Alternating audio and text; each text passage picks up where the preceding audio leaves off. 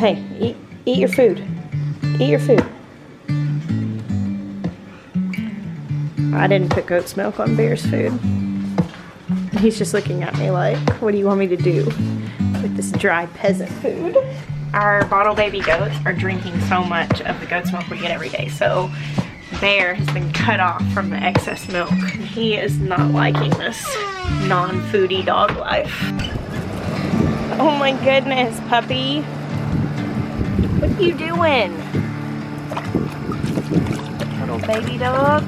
We got our egg basket for today. We're not getting just a whole lot right now with the heat.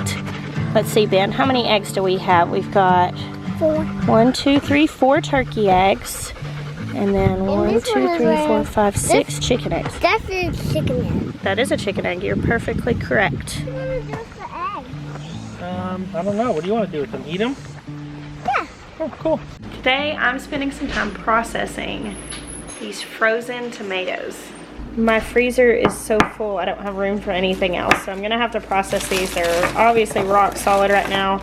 I'm gonna put the bags in some warm water to thaw them out and then go from there. The idea is that you can take tomatoes and freeze them, and then when you thaw them, the skins slip off, which saves you the step in processing of boiling them so that the skins will come off easily. Now, I do one salsa recipe where you roast the whole tomatoes and you just blend the skins up in, and you can't tell that they're there.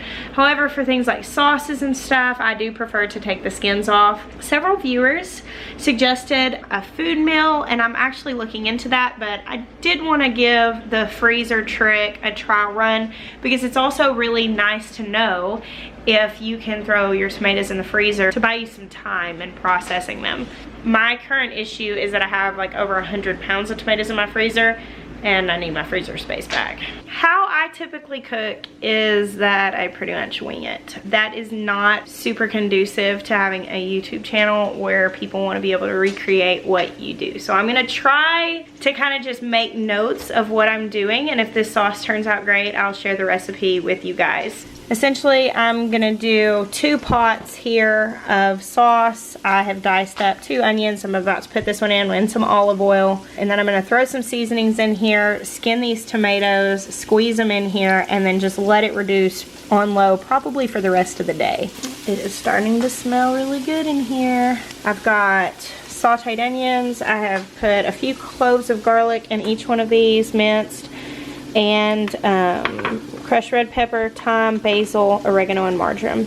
I saw a funny meme the other day that said Southern cooks don't measure, they just sprinkle and shake until the voices of their ancestors whisper. What did it say? Oh, that.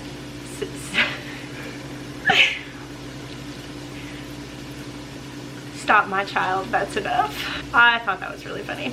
No, seriously, if you are still of the mind that you absolutely have to have a recipe in order to cook something, I want to encourage you to get adventurous and start experimenting and get out of that mindset. One of the biggest tips to learning to cook from your farm, from what you grow, you have to get creative. You have to get to the point that you don't need a recipe, you don't need a total ingredients list. It is a matter of learning what flavors work together. Right now, making this sauce, I mean, first things first, we're gonna go for aromatics and herbs, which is onions and garlic, and then the herbs that I know go well with Italian style flavors. Next, I'm gonna bring the tomatoes in. I'll probably put a little bit of red wine in this first. I am writing this down for those of you who are going to absolutely need a recipe. And then we'll cook those sauces down and let the flavors compound. Recipes are a really good starting point. When I wanna cook something new that I've never cooked before, a lot of times I'll look up the recipes and I'll read 10 different recipes and kind of see what flavors are working well together, what people have found success with, and then I go from there knowing what I like. Okay, my verdict on whether or not freezing tomatoes is a good idea or not is that yes, it's amazing. They just slip right out of the skins. I mean, just completely super simple. Huge time saver. However, I will definitely, and some people told me this in the comments, I will definitely core my tomatoes next time and maybe even cut off the bottoms, because I think if you just top the core off and cut the bottom just a little bit, they would just slip right out completely whole, and that would be awesome. I'm having to tear at them a little bit to get the core out, which would be better if I didn't have to. My house smells amazing right now, and that tastes really good. It's gonna need to like simmer for a while. I probably will let it simmer for like several hours. I'm gonna show you what I have going on here on my kitchen table. So a lot of you have been asking, what are you gonna grow? And I did a video about a week ago talking about planning your fall garden and how to read the dates, how to find out your first frost date. I will link that below.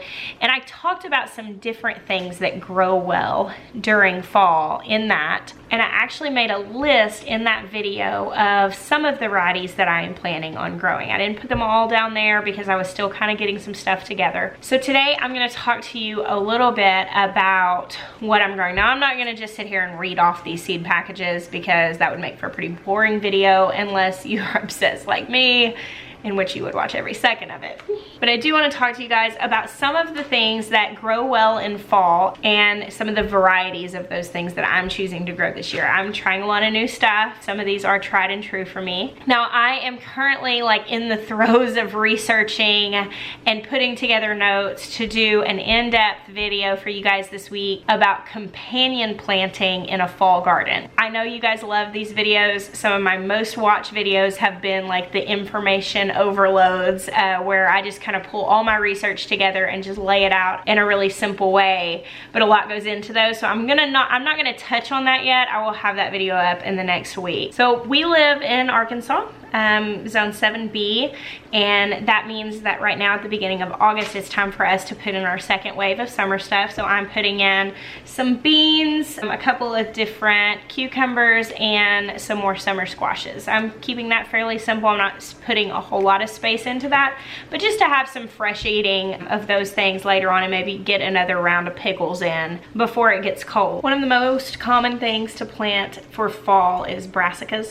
Brassicas are the cabbage family. That includes cauliflower, broccoli, cabbage, kale, kohlrabi, Brussels sprouts, rutabagas, actually includes turnips. So all of those are typically frost hardy, and so you can plant those and they will grow into the frost. Today I kind of just want to show you a few of the things that I am really excited about. Carrots do really well in the fall.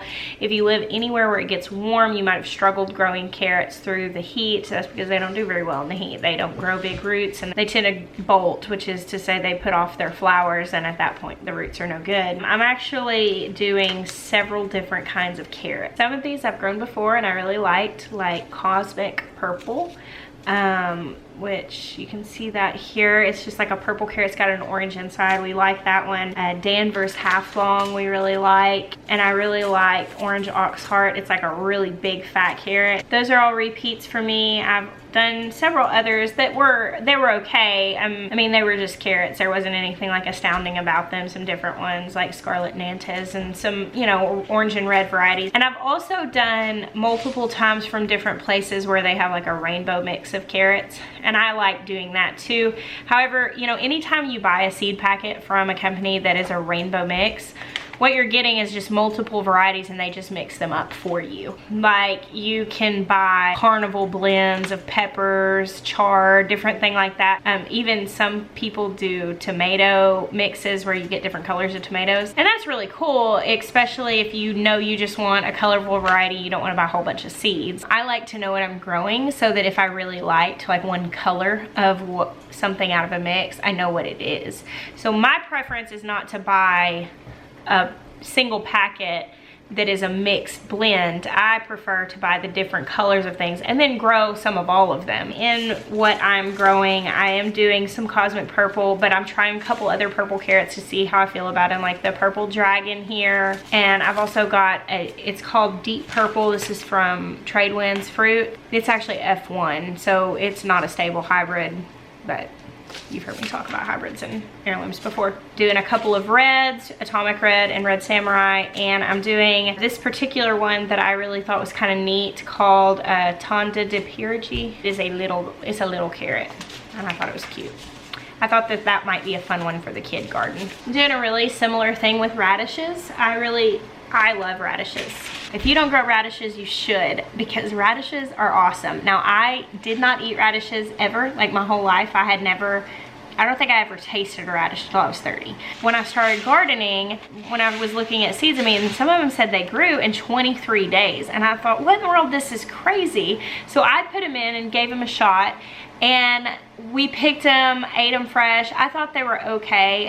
The local taco truck, they put radishes with their street tacos, and I like them pretty good. I mean, I don't want to eat like a ton of them. I like them as like a little bit of a garnish, or, you know, just a tiny little burst of that flavor. But I was like, there's no point in growing very many radishes because there's no way we're gonna eat that many in salads or on tacos. And I learned that you could roast them, just like you would a potato. I usually quarter the smaller ones. I mean, you could cut them up in bite-sized pieces, put some olive oil on them, salt, pepper, maybe some garlic powder, put in the oven at like 350 for, I don't know, 15 minutes or so until they soften up and they're starting to get brown. You just have to watch it. Oh, they're so good. Seriously, like, they don't taste anything like a radish. Like, if you don't like them raw, try them roasted, because they don't taste anything like they do raw. They're not sharp, they're not spicy at all. They're very reminiscent of potatoes. It is a great option if you're trying to go low glycemic or you're trying to lose weight. I cannot recommend enough that you grow radishes, especially if you are a beginner gardener, because you will just feel so encouraged by success. And there are lots of different kinds of them. Just right here, I've got like 10 different kinds of radishes that I'm trying this year. Some of these I've grown before really successfully, like sparkler white tip, French breakfast. I've done the purple plums well before. I really like those. They all have a real similar taste, especially once you roast them. They're very similar. But I love colorful things. I think it's fun, especially when you're getting kids involved. I like to try different things, and I really truly believe that you invest a little bit of extra effort on the front end and you allow your garden to be a place, a display of beauty and different varieties. You're just gonna be so much more engaged in it. So some of the ones I'm trying this year that are new to me, I mentioned the few that I've done before. I'm trying this Triton purple stem, China rose radish, that's new to me. Long black Spanish, and then I also have the globe black Spanish. I've never grown either one of these, but they're very neat looking. They're pitch black on the outside and stark white on the inside. A white hailstone, German giant, and watermelon radishes, which are really neat looking too. Doing all of those, and I cannot implore you enough to put radishes in your fall garden and just give them a try. Or, you know, if you don't want to commit to growing them thinking that you won't like them, go buy a little bunch from the store for, I mean, they're cheap, they're like $1, and roast those and see how you feel about it. And if you like them, then you know that there's something else that you can grow and benefit from your garden. I'm also growing pak choi, which is an Asian cabbage.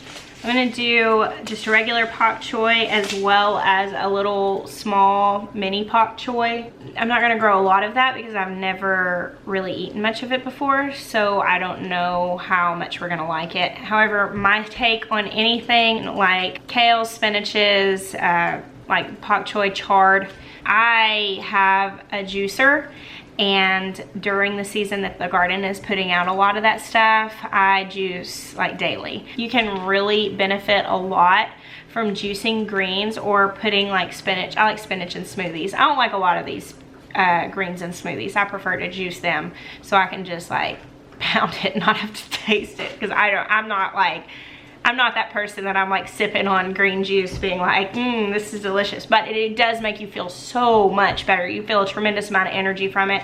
So I grow a lot of greens in my garden and I just juice them every day. My kids will drink it. I just have to buy apples to juice with it. My kids will drink it. I'm doing a few different cabbages. I have never had much success with cabbage, but I'm hoping that this year is my year. I'm gonna try using some covers and stuff to keep the worms off of it. But I'm just gonna do a red cabbage and a green cabbage.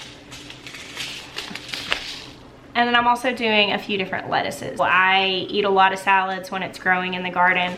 I also like doing butterhead lettuces to do lettuce wraps. While I'm planning my fall garden, while I have this, you know, all of these seeds laid out here, I am bringing together a lot of the things for companion planting and keeping all of that in mind. But while you're choosing what you're gonna be putting in your garden, you need to be thinking about how you're gonna use it. And I hear all the time from people, how do you use all this food? And I wanna share with you guys some different recipes, and I'm gonna be doing that on this channel over the next few months. Through the winter, I feel like I can put a lot of those recipes out there. But one thing I really implore you to do is think outside the box. Instead of thinking of charred recipe, think of stuff like getting a juicer where you can use large amounts of these greens every day and get those nutrients into your body. Also thinking like using radishes as a replacement for potatoes in your different meals. I mean, that opens up such a huge realm of being able to use something that you grew, whereas before you might feel like you needed potatoes to put in a breakfast burrito. Substitute it with radishes, and maybe that's something that you can grow more easily where you're at. For me, like in the instance of radishes, that allows me to round out more meals with stuff that I grew by giving you that starchy filler, whereas before you would want to use something like rice or some sort of grain or potatoes, maybe something you don't have the space to grow. Radishes are really easy. I am drinking coffee at 6 o'clock in the evening because some days just be that way. I want to show you guys something really cool. We're going to go back to the back of our property. Over the last couple of days, Jeremiah and our oldest son Jackson have been working together, getting everything ready to really just start putting together the new chicken coop and the kids' garden. And something really cool happened this week. It was actually two different things. My brother-in-law was able to gather up some scrap wood from a job that he was doing that was going to be thrown away. And then our good friend, his father-in-law had torn down, I think it was a shed, and they had a lot of scrap wood, so we ended up with two big piles of wood right before we started these projects. This is good lumber. It's got nails in it, so it's going to take a little extra work to get the nails out, but I mean, there's a lot of lumber here. We're not entirely sure if it's going to be enough. We know it'll be enough for the chicken coop. However, we're thinking it might be enough to build our gazebo in the middle of our garden. I talk a lot about the mindsets that have to change whenever you decide to take on the homesteading lifestyle. And of course, I just touched on it talking about growing food and thinking outside the box and the ways that you can use things to fuel your body so that you can cut back on your grocery bill. It's the same thing when it comes to reusing materials. This is our junkyard. It's not much to look at, and it really does look like big piles of junk. However, when we're coming up on these big projects like putting together a chicken coop and putting in more garden beds, building a sitting gazebo, I mean, these are all things that would add up really to be beyond our budget if we were going to have to go buy all the materials new. But because we've been resourceful in saving things and because we're thinking outside the box as far as design goes, it looks like we're going to be able to do these projects for next to nothing. Came back here today and we had a few sinks back here, which I don't even know where this came from, but I thought, man, that would be really cool to make like an outdoor veggie washing station. We've got the wood to build it. We can use those old sinks. I'm not exactly sure what we'll do design-wise, but just these little ideas of how to use this stuff. So to sum up today's vlog, 2 life lessons. Think outside the box and grow radishes. Bless you guys. Until next time.